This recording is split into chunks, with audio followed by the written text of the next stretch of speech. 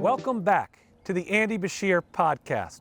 As you can tell, I'm not in the studio because for episode 2, we had so much good content. We're going to split it into 2 separate episodes, so this is what we're looking at. In this episode, we start with an incredible interview with Nicole Avant. She is a movie producer, most recently from the Netflix film The 688. She also has written a book and is a former diplomat. Then we're going to have a conversation with John and Jon about tariffs and their impacts on family and small business. And of course, one of my kids this time, Lila Beshear, is going to teach me some lingo. But as always, we want to make sure our conversation is real. So we're going to apply those cast rules. Here's a flashback to what they are. Number 1, be authentic. You be you, boo. Number 2, talk like a real human being. When folks are going through addiction, they don't call it substance use disorder. When someone's hungry, they don't call it food insecurity. We want to make sure this is a conversation where we're using real words that have real meaning with real emotion. Number 3, no debating reality. Far too often now we see people trying to argue against facts. Number 4, tell your why. We want to get beyond just what you think and get to why you think it. We want our guests to talk about what drives them in life and how they make their decisions. When we talk about our why, we can give each other the grace and the space to disagree, but to understand somebody could be coming from a good place. And number 5, have fun. With that, let's get to it. I hope you enjoy. Back to the studio.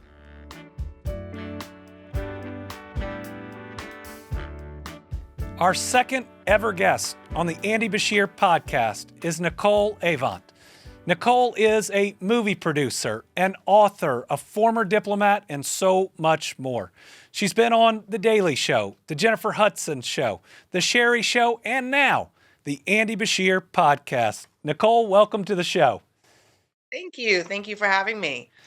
Nicole, Happy to be here. I just kind of want to start with your background. You had one of the most interesting upbringings as we've talked about it. Tell us a little bit about your dad and your mom. You know, I'm very grateful and blessed for the upbringing that I had. I was fortunate to have 2 great parents who were great Americans, who were both patriots and loved their country.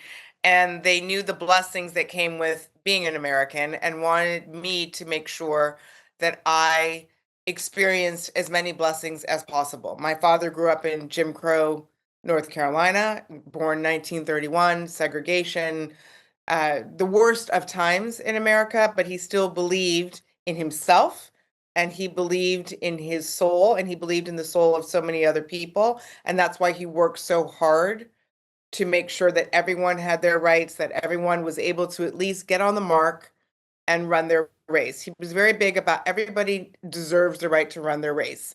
And my mom was the same, different upbringing, and she was, about 10 years younger. She had a much different life in New York City, and a great woman of the arts, and very smart in science, and really taught me about the power of giving back and the power of serving communities, and basically the power of serving whomever is in front of you in the moment. So But very powerful lives. you were born on your mom's 28th birthday. What's it like to share a birthday with your mom? It was, I'm sure for her it was annoying, but for me it was cool. I mean, I look back now. I just turned 57 last month, and I look back now and I think, to come into her life on her birthday. I mean, from my mom's point of view, she said it was the greatest blessing. It was a surprise. I was definitely 2 weeks early. But it was great to celebrate with her because yes, I got the parties that I wanted and to do the things that I wanted to do, but she also took me to whatever celebration that she was having. And that was usually in a museum. That was usually with all of her girlfriends or her family, but it was always celebrating the arts in some way. And I think that was very helpful to me growing up. Well, and your dad, Clarence, was the chairman of Motown Records. That must have been really interesting. Folks that would come through your house or you'd see on an everyday basis. It was great. I mean, and that even came, Governor late in his life, and that was such a great blessing and almost a cherry on top of everything. But yeah, he started in the record business. He had started in the 60s and he had managed, everybody R&B acts and classical acts and started in jazz, and all of those people came through my childhood home. And but he also was a businessman and sports agent. So all these wonderful people uh you know taught me a lot of things. So let me ask you, who was the funniest person that Uh, would come through your home that you would look forward to seeing when they were in town? no one has asked me that question. I would say the funniest person was actually Muhammad Ali. He A was Kentuckian. he Muhammad Ali was he loved magic tricks. So he'd love to do these magic tricks and throw me off all the time. And to watch him giggle, he had a silent giggle. But I always found him so funny because he'd love to just trip people up with his magic. And he got such a kick out of it. And I always remember laughing when he was in the house, always smiling and laughing when he was in the house. So your parents were also into politics, out Yes. there supporting folks. Tell me a little bit about growing up in a political family. That's something I know a little bit about. I thought it was great. I mean, to hear all these different backgrounds and understand different opinions and different views, for me, it was very, very important. It was important to understand the role that we have as Americans. It was and to live in a democracy and to be able to use my power to vote. Remember, I was the first person born in my family with all of my rights. Hmm. So it was a big deal for my parents to make sure that I didn't squander the rights that people fought for. And my mom taught me, don't you ever dare waste sacrifices of other people. And so for me, I loved meeting politicians and I loved hearing different points of view. Not all Democrats had the same point of view, and they had That's true. Republicans and independents as well. And that's what I loved is listening. Everybody wanted to solve the problem, and it's okay if everyone has a different, as you know very well, people have different views of how to solve a problem. But the good news was is that everybody wanted to solve a problem. At least they wanted to solve a problem. I think that's so important, that this idea that the media now tries to say, if you're a Democrat, you think one way. If you're a Republican, you think another way, when we all think differently. We've all had different experiences. Absolutely. And there's different type of Democrats and there's different type of Republicans and there's moderates in both parties or all parties. I mean, when I vote, Governor, you should see me. I mean, I'm mostly in the center, but where I vote, it's all over the place, my ballot. But I love the fact that I get to live in the country, and I always choose the best person that I think who has the best solution for the problems at hand in that moment. And I love the idea that all of us get to do that. So growing up and then now in life, you've had presidents come through your home and your parents' home. I've never experienced that yet. But what's that like? You've got to get incredibly nervous. I mean, the president of the United States is coming over to your house. It could be nerve-wracking for sure. That and interestingly, because it's a big deal, to your point. I mean, it's not just that person coming over, it's the entire team and everybody that goes with it, and the protection team, and then the advanced team, and then this motorcade. It's a lot, but it is the most, what a blessing. That's all I could say is it's such a big deal and it's such an honor to have this level of diplomacy, to have this level of leadership in your home. And especially, and I say that because of the way my father grew up, at the time that he grew up, everyone would have told him that there was no way that his future was ever going to show up. That, my dad didn't have, indoor plumbing, I'm sure like your grandparents, no, I mean, it was a different time. My dad was 92 and a half years old when he passed away. So he didn't have anything, Governor, that we have. Nothing. Indoor plumbing, this and that, indoor water, nothing. So the idea that he could become something. And he would say, I was taught to run from the Ku Klux Klan. I knew what to do if the Ku Klux Klan was coming. So to have that mindset as a child, and then to be able to have the life that he had later in his life, it shows you the progress of our country, which I don't think we talk about enough. And but that's the best part of seeing these leaders come into my home, was seeing my parents' reaction and their oh my God, can you believe our lives now, especially for my father. Wow. Yeah. So speaking of there being different opinions within each party, but also within families. I know that Yes. when a certain election came up, your parents were backing Hillary Clinton, and you Yes. backed a guy named Barack Obama. Yes. What was it like with you on one side and your parents on the other? It was tough at first because, as much as my dad, he met, then Senator Obama at that, very early on. He liked him. He knew he was going to be something great, but he just did not see this, but I did. And I said, listen, I'm not trying to get into friendships here. I'm not trying to make a mess out of anything, but I just know that I know that I know that I want to be a part of this movement. And he looked at me and he said, Nicole, I think you're crazy. I don't think this is going to happen. But if you really believe this, I said, I have to be a part of this movement. I just know that I want to be a part of it. Whether we win or lose, I know that this is change in America and I need to be a part of it. And so there were lots of bets going back and forth. And then I finally, and then my mom was like, "Ooh, I like both. I don't know what to do." It was a great time, though. It was great because you know what I loved, to be honest with you, I loved beating my dad finally at something. At Amen. something in life, I beat him at something. Now we're going to answer an age-old question right here, Okay. right now. And that's, Okay. can your parents ever come to you later and say you were right and they were wrong? Did he do it? No. Actually, you know what? Actually, he did. I'm sorry. I take that back. He didn't say. He wrote it in a letter, and I actually just found that letter not too long ago. But he admitted. He said, "Who knew?" And you had so much to do with this. And what he was really forcing me to do was take credit for my part in that movement. He definitely wanted me to make sure that I didn't push it to the side, like, oh, there were so many people, which there were, of course. But for him to have his daughter be a part of that movement and then me be right, it was a big deal for him. And I don't think he realized how much of a big deal it would be for him.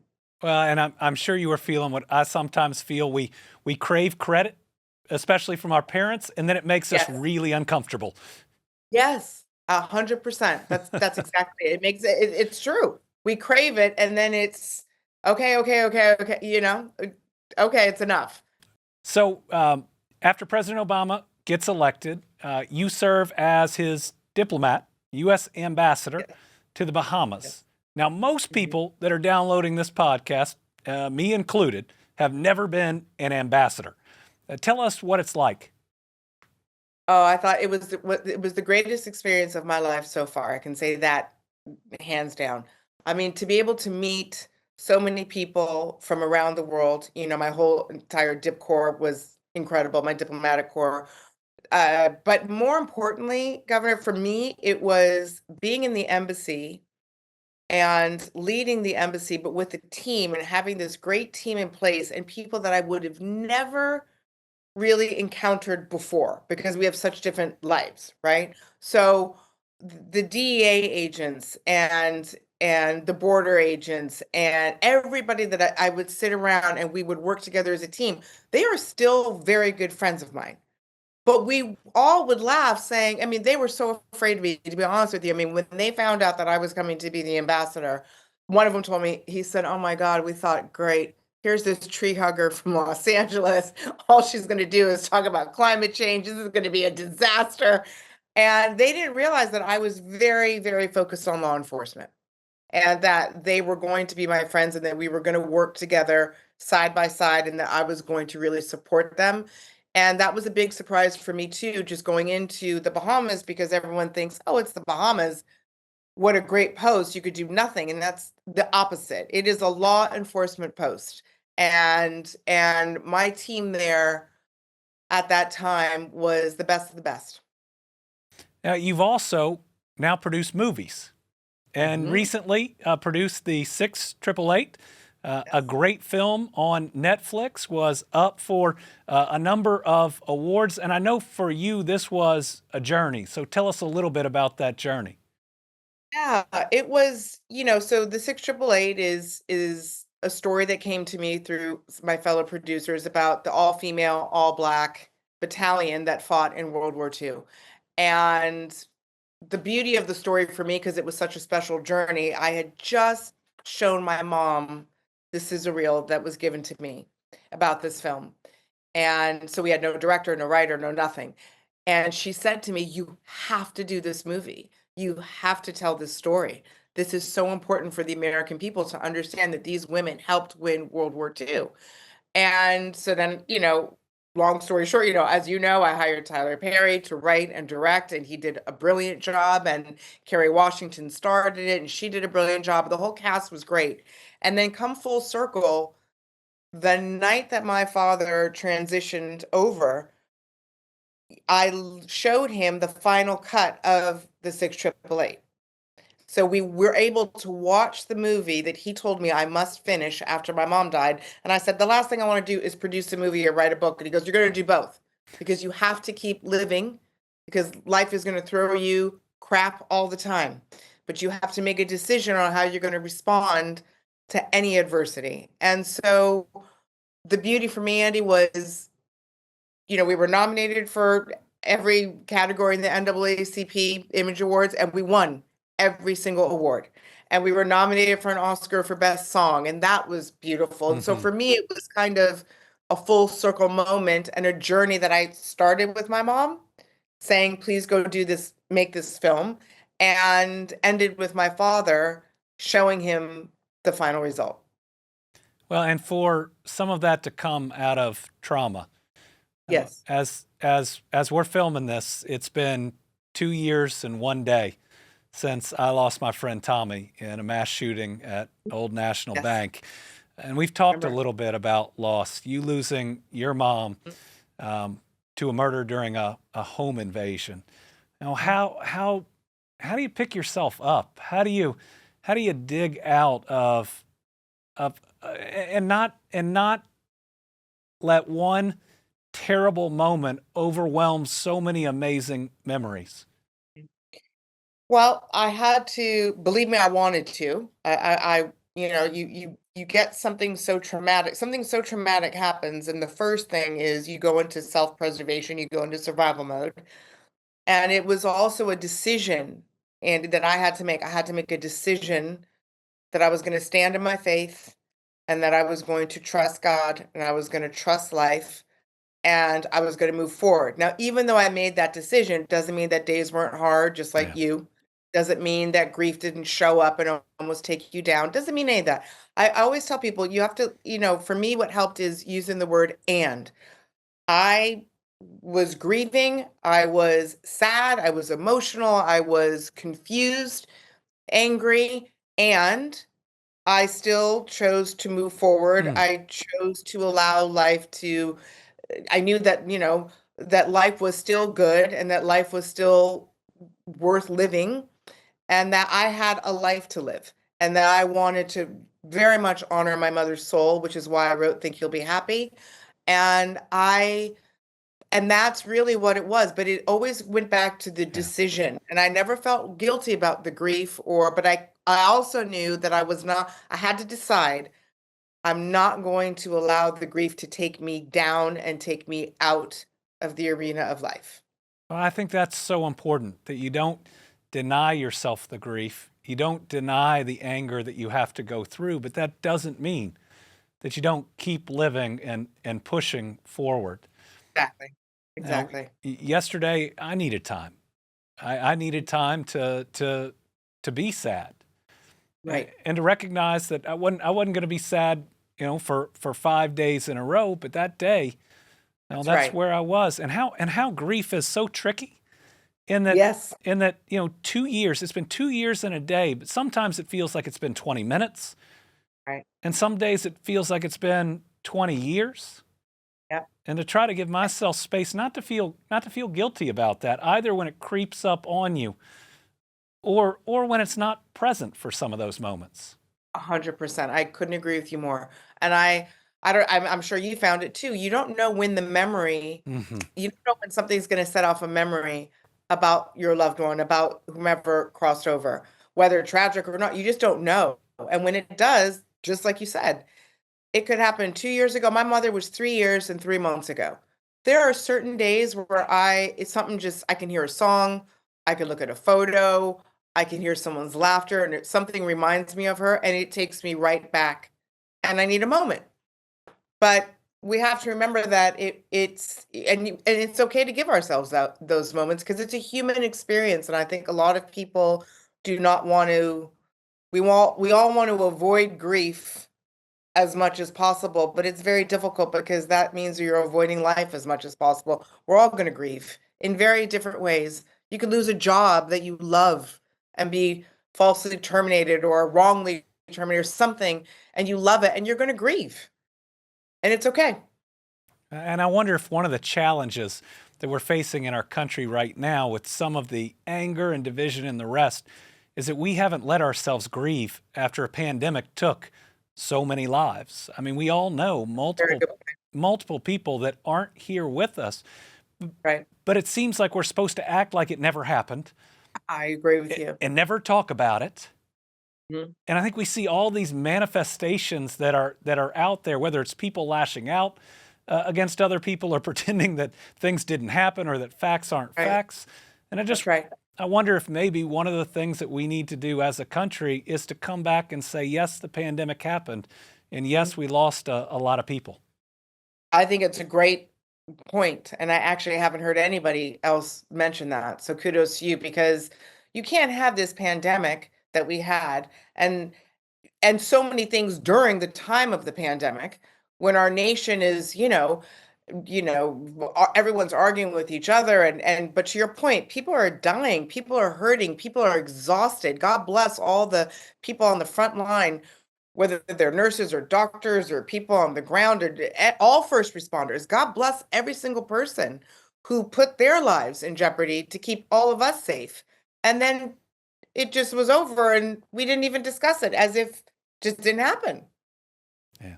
And I think that there's a lot of residue from that. I think a lot of people, to your point, we haven't processed what we just went through as a nation together. I don't think we've properly said thank you to the people that we need to be saying thank you to. And they lost so much. They lost their families. They lost time with their children. They lost time with their parents to keep strangers safe.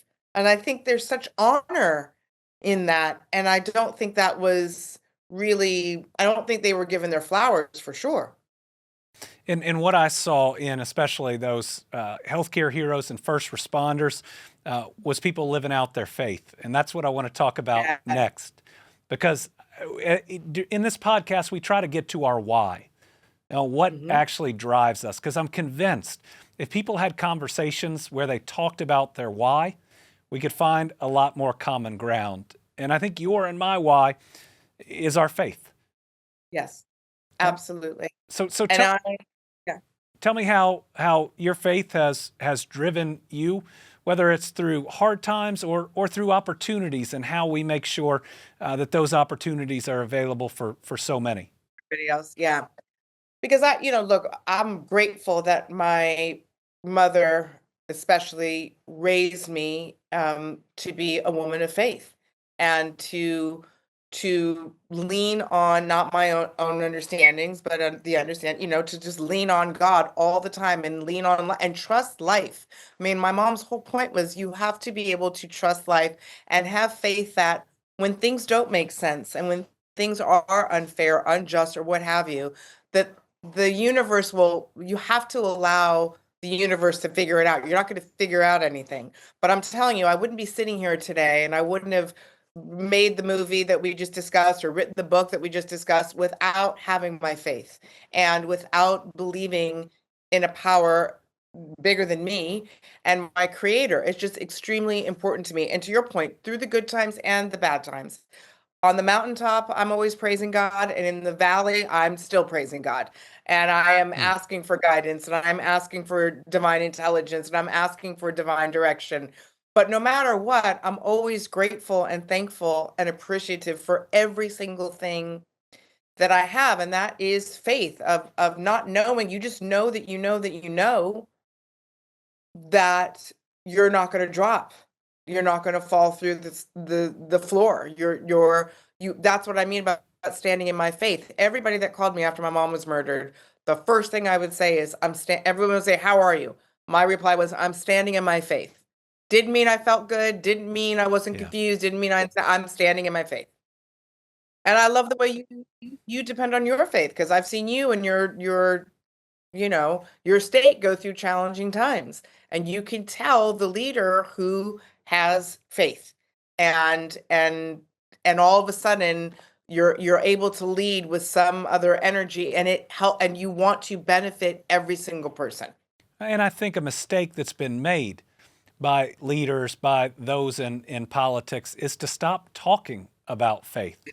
Couldn't agree more. To act like it's either not there or feeling like you can't talk about what drives you. It's like we see one group that doesn't talk about it, even though they support policies that love their neighbor and recognize everyone's their neighbor. And then sometimes we see people just directly manipulating faith, holding a Bible, but then doing the exact opposite of what's in it. So what's your take on faith in politics? I think it's very important. I think from our founding fathers up until now, I mean, I think that it's so important for Americans to realize that many of the people that we all respect and admire, and we look back at their history, and most of them were rooted and grounded in faith. And I think that, to your point, I know so many people, so many politicians. I'll just say for right now, I know so many Democrats who I know they go to church, and I know they have beliefs, and I know what they feel, and I know that they believe in the golden rule, but they will not talk about it as if it's some taboo. And as you've seen in, anybody who read Think You'll Be Happy, I mean, I put scripture throughout the book. Wasn't shoving religion down anyone's throat. It was just, this is the way I live, and I'm not ashamed of it at all. And I think that it's I think that it should be, again, the golden rule, which you and I have talked about quite a bit. And I think if anything, and when people go back to just that one rule, which covers everything. That's right. It will help base everything on that. And I don't do it all the time, and I've definitely missed the mark many times. We all have. We all have, and we all will, by the way, until we leave. But that always gets me right back where I need to be, is every time I'm confused, every time I'm not sure about something, every time I don't know how to have a difficult conversation, I go back to the golden rule. You could still have the conversation that's difficult, but all of a sudden there's a grace that comes over me, at least, because I'm using the golden rule. And when you're driven by that golden rule, even if people disagree with you, they can understand where you're coming from. I remember, in my re-election, I vetoed one of the nastiest pieces of anti-LGBTQ legislation that I'd seen.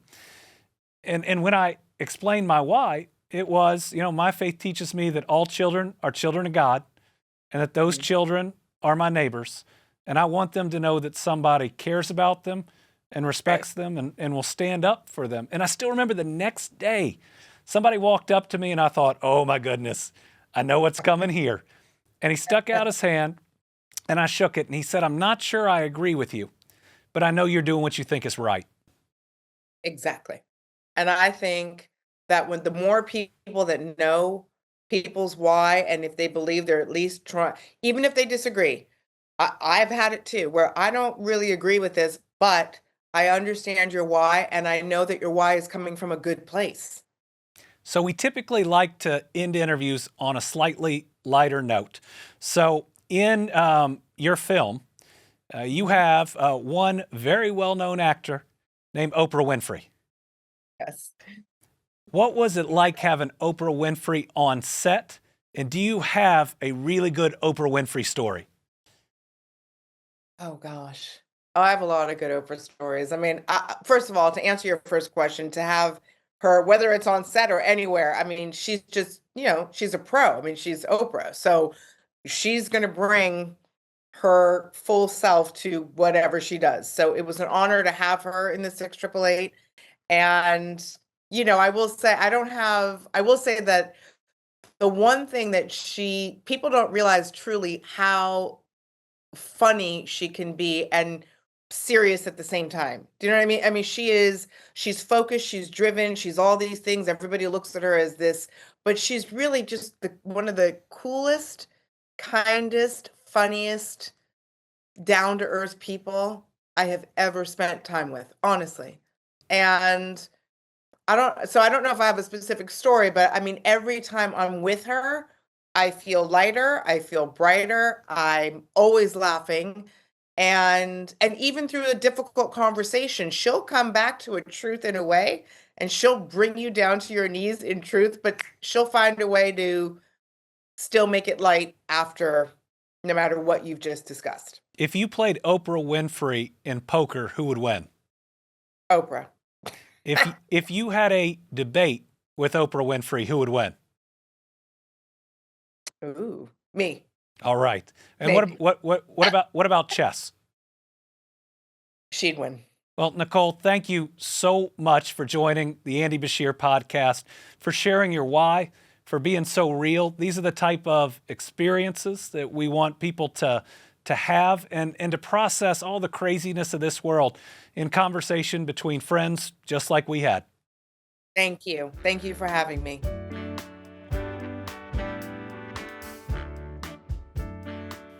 For our next segment, we brought back John and Jon to talk about the issues of the week. The issue that dominated this last week is President Trump's on-again, off-again tariffs. At one point, they were going to be across the board. Then they were going to be reciprocal. Then they were going to be industry specific, and now apparently they're going to be exemptions. I think what we know is that it is ever changing, and who knows what tomorrow will bring. But as we talk through, especially this first topic, we've got to apply rule number 3, and that's no debating reality. So 2 facts are going to guide us through this discussion. The first is that tariffs are a tax on the American people. They will make things cost more to struggling Americans. And second, the tariff decision ultimately comes down to one person and one person alone. That's the president.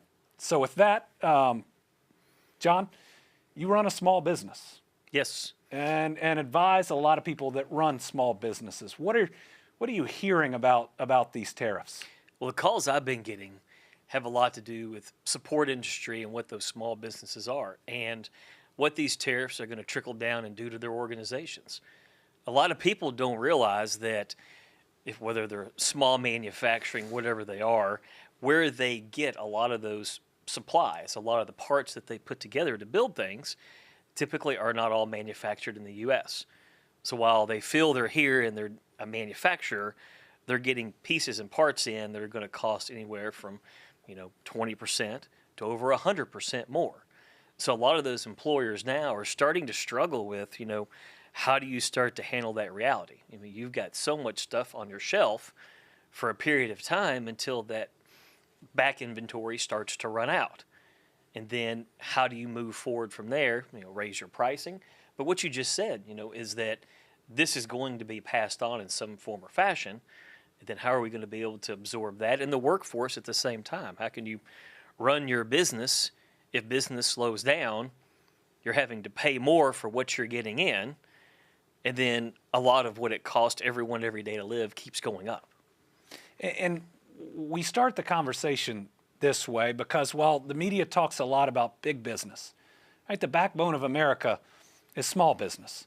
And there are more people employed by small businesses across this state and any other than will ever be employed by big business. So when you start making it that much harder for them. When you make the costs that much greater, oftentimes layoffs are the only option. Yeah. And listen, this is really not a red or blue issue. You and I, at times, don't see eye to eye on different issues. That's true. I think I'm right, but who knows? But Rarely. Rarely. Okay. But it affects everyday people. As an owner of a few small businesses, we're seeing the impact daily. One of our businesses is a restaurant that imports goods from overseas, and it's not something that we can replace. We know that those goods the prices are going to be raised. And as a result, we likely at some point are going to have to pass those expenses on to our patrons, but up to a certain level. There was just a study on the Trump tariffs that suggested it could cost the average American family about $4,600 extra a year. I mean, think what that means.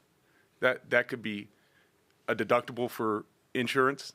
That's your entire deductible if you have private health insurance. It could be family vacations. Many months of rent. It's groceries for a significant number of months. I mean, that's not just hitting the family budget. It's blowing a hole in it. And I think about this last election. And I think that our current president is the president because the last group of voters who hadn't decided thought he'd make paying bills at the end of the month a little bit easier. How do you think they're feeling now?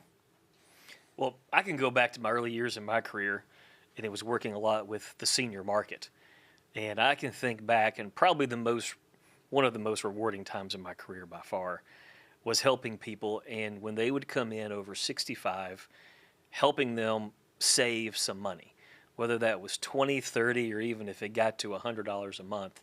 It's a big deal. It was a big deal. I mean, to the point that at that time they would have vegetables brought in the next day I would show up. So when you start talking about $4,700 more per year, and that's not going to be based on your age, that's just how much more it's going to cost to live. So I remember even, we'll just say over 20 years ago. I won't go how long ago that was, but things have not gotten less expensive since then. And what that's going to impact a lot of that senior market, what that's going to do to them. And Andy, as you would expect, I know a lot of Trump supporters, and what I would tell you is that they're frustrated by the lack of consistency. Mm-hmm. There are people that had understood Trump's elected, understood there are going to be tariffs, planned for tariffs and budgeting, but didn't plan for how large the tariffs would be, don't know what the tariffs will be day to day. It affects all sorts of business decisions that small businesses and large businesses have to deal with daily. And I think some of this gets confusing for folks if they're watching the media, which keeps trying to say, well, can't tariffs be good? Well, the reality is this isn't theoretical about tariffs. This is the president's tariff plan that every time it's come out has been bad. Yeah, and I even have some mid-sized companies who do import a lot, and a lot of that comes from China.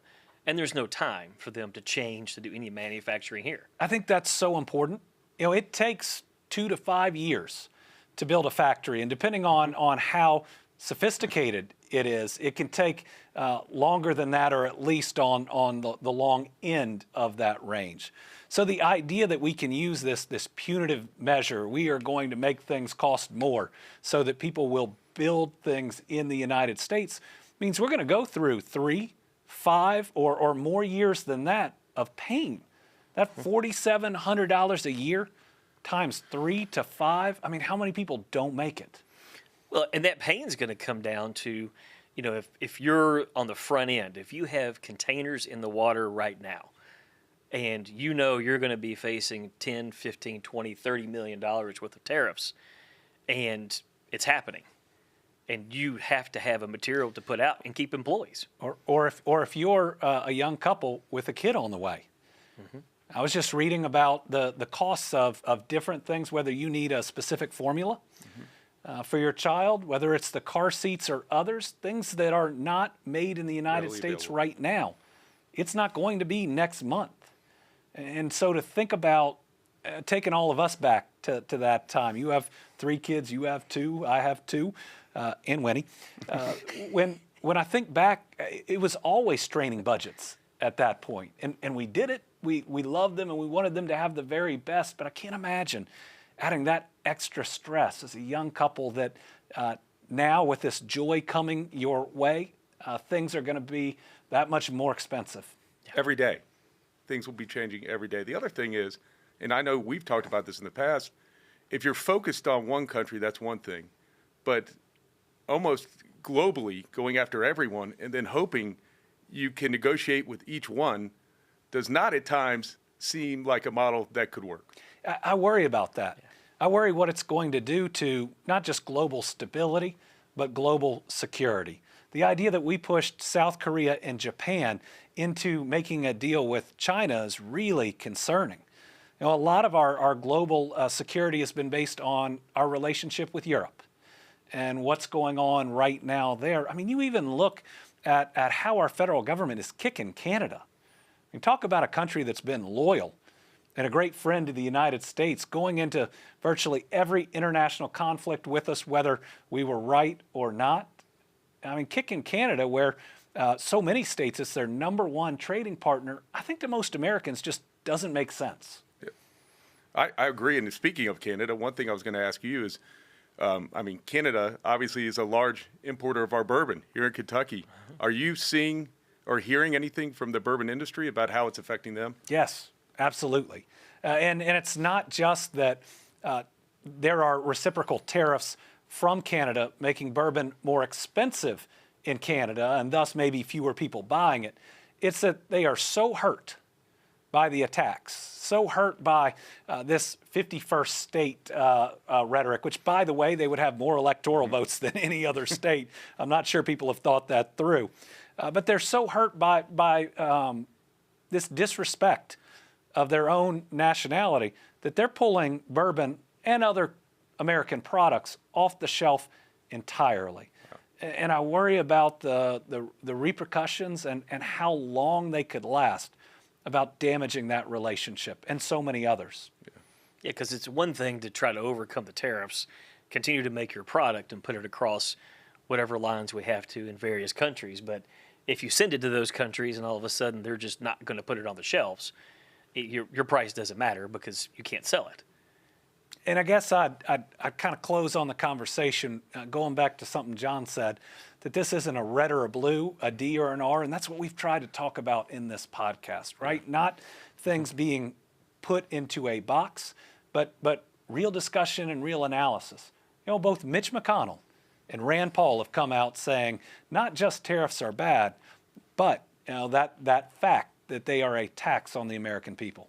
Without question. Another thing that I thought we should discuss is that just a few days ago, Governor Shapiro was, his family were affected by an arson attack. And it got me thinking how challenging it must be being in your position, what you must have to deal with. And on a very small level, you know, we get, with Morgan & Morgan, I get crazy letters, right? And crazy emails. I can't imagine what you must have to deal with day in and day out. So I thought it'd be a good time for us to kind of talk about it and hear from you how you deal with those situations, what situations you're comfortable with talking about. But I think it's important that people know what you go through every day. So Josh is a friend of mine, gotten to know his wife, and let me tell you, Josh Shapiro loves his family. And so what they've got to be going through right now is awful. They've got to feel violated. They're in one of the most secure locations that you can be in, and yet somebody still tries to cause them harm. And I can tell you, having been through some tough situations, you both feel that way. You're angry, right? Somebody would try to do this to your family. But then you're also thinking about everybody else out there that don't have a security detail, right? That are impacted by an attack or a violent crime. And so you feel both like a target and you feel blessed at the same time. And it's a real mix of emotions.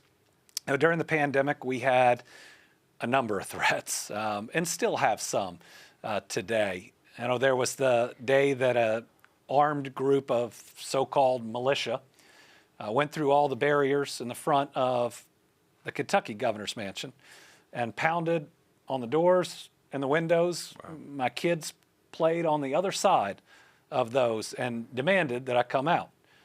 Well, we weren't there. We had a good idea that this was coming, and I wasn't going to put my family in any dangerous situation.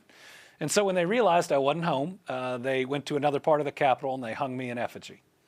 Now, I'm surrounded by incredible individuals who always keep me safe, but it's that push towards political violence that is not only so wrong, but could be so damaging to our country. And that's everything from the assassination attempt against President Trump. It is wrong. To the assassination planning on Gretchen Whitmer, another good friend, good person, who just tries to do the best for her state. It was the candidate, now mayor of Louisville, Craig Greenberg, who had somebody walk into his office, look at him, and start shooting. And thankfully, everybody is still with us today. I don't know if we're seeing more of it, but I hope it's not being normalized. Yeah, it seems like we have the extremes on both sides, and most people, I think, are in the middle. But to hear of these things happening and to always have to be on guard must be a real challenge. But it's one of those things that there should never be a side to, right? Violence is wrong, period. Yep. In sentence. And that political violence is just as wrong as any other type of violence. And I worry what it does to people who think about or dream about running for office. A lot of good people out there that could do a really good job, and do they say, I don't know, this isn't for me. I mean, I've been evacuated from a number of buildings, had to go out many different ways from the same place. I've had threats coming in that people have a sniper rifle and are waiting for me to walk out of something. But I'm blessed to have some incredible security that's always there looking out for me. Go ahead. Well, John. when you look at this, I mean, this is going to be another one that's not really a blue or a red issue. This is coming from all sides. And, you talked about the experiences you had at your house whenever people tried to come to those doors. But I can't imagine somebody lighting the place that I live on fire. And I don't want to equate anything that my family may have been through with what this one just went through. So I feel for them. Yeah. I really feel for them. And he's a good governor, and they're a great family. And I hope it just pushes them to continue to do all that good work. And while we're still waiting for the facts to come in, it's a possibility that this was motivated by hate, not just disagreement with Josh Shapiro. And again, violence is wrong, especially when motivated by that type of hate. Yeah. In your role, is it something you think about daily, or is it something you just have accepted that it's potentially like part of the job, that you got good people around you, and you go on and you do the best you can every day? Oh, I trust the people around me. Yeah. I know them. They love my kids. They love my family. They know that if I'm at an event and there's a concern, then I'm not leaving until Brittany and the kids are out too. And once everybody adapts to that, then you know that you're safe where you are. And so I just say it's like I said in the beginning, it's that you feel sometimes targeted, but you also feel really blessed, because again, you most people out there, if faced with an act of violence, wouldn't be in the same spot, wouldn't have people knocking on that door, wouldn't have you have somebody taking you out a different way just to make sure that you're safe. Is it something you thought about when you were considering running for AG? I mean, you were in a different situation because you lived that life as a high school kid. And it was different. We had a couple of people that wanted to come to the office that were charged with different things. We had a triple murder that we solved, but before we made the arrest, that individual was actually within a couple blocks from me, not knowing whether he knew we were investigating him. So while there were some of those times, that's different than a lot of things we've seen, especially in the last 4 to 5 years. Right. Well, thank God it seems like Josh and his family are okay. And that's the most important thing. It is that time again when one of my kids, this time Lila Beshear, teaches John McConnell, John Rabinowitz, and I a little bit of lingo. Once again, worried this is going to turn into the How Lame Is Dad segment. Lila, welcome to the podcast. Thank you. Okay, so our word, or should I say phrase for the day, is do it for the plot. Do it for the plot. Yes. Do it for the plot. Do You it look for very the- confused over there. I'm telling you, I can't even figure out where we're going to go with this. Oh, So if I had to guess what do it for the plot meant, is that we're doing something for a story, the story, kind of? my story, Yeah. or is it yours? No, it's yours. Okay, tell us how you'd use do it for the plot in a sentence. So, like, if somebody was a little nervous to do something or, like, didn't think they'd, like, make it to a team, I guess, in a way, you could say, oh, just do it for the plot. So is doing it for the plot a good thing or Yes. a bad thing? It's a very good thing. Sounds It's encouraging. like, yeah. It's like, think more about the adventure of it than the outcome. I like This that. feels like if I have a bad idea and I'm like, hey, we should try this. And your dad looks and goes, no. And I'm going to say, do it for the plot. Is that how Yes. that's going to work? Yes, that Okay. is. So Okay. like We'll when go wrong. Thelma and Louise grabbed hands and started driving that convertible, they were doing it for the plot. Lila, you have no idea what I'm talking about, do you? No. The movie No made clue. Brad Pitt. Did you just say who? I said no clue. So But how much would it hurt your ears if we're sitting around and you hear me turn to John and say, John, don't worry about it. Do it for the plot. That's what I think. When I'm thinking about it, like, you're going to tell me, suck it up, just do it for the plot. It's going to be encouraging. The journey will be the reward, I guess. But somehow, I guess, John, we say this all the time, what could go wrong? It sounds like everything. It sounds like I'm encouraging you to do something that you're going to fail at. and that is okay. We need to fail sometimes. And so it's just like, go for it. Yeah. Don't worry about it. It's Yeah. just a part of the bigger narrative. Oh yes. Listen, you know the good news for us is that when we come up with these great ideas, John, and our wives tell us how bad they are, we're just going to say we're doing it for the plot. Oh my goodness. Yes. That is brilliant. Yeah. I mean, listen, Because how many times a day do you hear, honey, I wouldn't do that? is that a good decision? I'm doing it for the plot. Yeah. That's going to be the go-to from this point forward. I like it. So Lila, do you think, in everyday life, when I get a question and they say, well, what do you think are the pluses or the minuses? That I should just look at them and say, oh, I'm doing it for the plot. No. Don't think that would go well. Don't think that'd be received very well. No. You heard it here. So what other lingo is doing it for the plot like associated with? If somebody says, oh, you just do it for the plot, does somebody else turn and say, oh, that's skippity? No. Not at all. I not a feel thing. like it's normally used by itself. Well, let me ask you this. If you're doing it for the plot, do you have Riz? Oh God. Not necessarily. Your dad just said Riz. I don't know how to answer that. And there's definitely no emoji for do it for the plot, is there?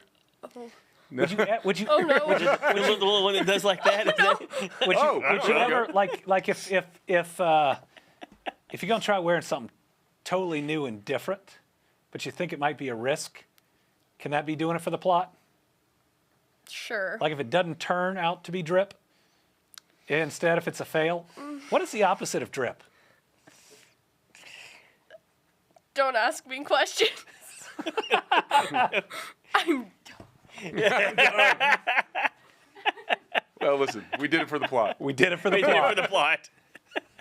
And that's a wrap on episode 2. I hope you enjoyed it because episode 3 is going to be fire. But if you think about what we did today, we took a lot of heavy issues like grief from the loss of a friend or a parent, of these attacks on diversity, on public safety in a world where so many don't feel safe, and we were able to talk them out.